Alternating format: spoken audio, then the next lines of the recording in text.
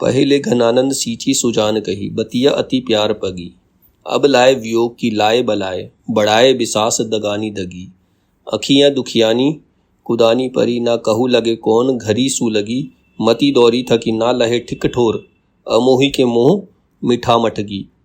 अब इसकी व्याख्या है, कभी प्रिय ने आनंद की वृष्टि करके और उस वृष्टि के जल से चातुर्य पूर्वक सिक्त करके अत्यंत प्यार से पगी बातें की। मतलब वो अपने संयोग की बातें बता रहा, जब अपनी प्रेमिका के साथ ही पहले तो उसने बहुत अच्छे से बात की, बहुत अच्छे आनंद की वर्षा की उसके ऊपर, प्यार से बात की और उसके मन को मोह लिया।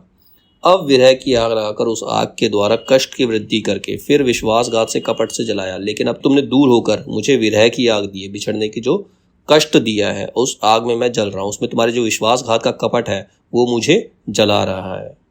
उधर दुखियां आंखों को घुटे वैसी पड़ी हुई हैं कि वे कहीं लगती ही नहीं, और मेरी आंखें इतनी दुखी हैं किसी और चीज़ को वो देखना ही नहीं चाहती, उन्हें किसी और को देखना सुहाता ही नहीं है। एक ऐसी घड़ी आ लगी है कि ना तो प्रिय ही अनुकूल है, ना ही अपना अपनी आंखें ही। एक तो प्रिय ने धोखा दिया, वो चली गई, और दूसरा उसकी आंखें सिर्फ उसे ही देखना चाहती है, ना तो अपनी आंखें साथ दे रही है, ना प्रिय साथ दे रही है। रही बुद्धि सो वह बेचारी भी विचार मार्ग पर दौड़ लगाते लगाते थक गई है। जो दिमाग है वो इस सोच सोच के थक गया है कि अब आगे करना क्या है, पर उसे कहीं टिकाव का स्थान नहीं मिला।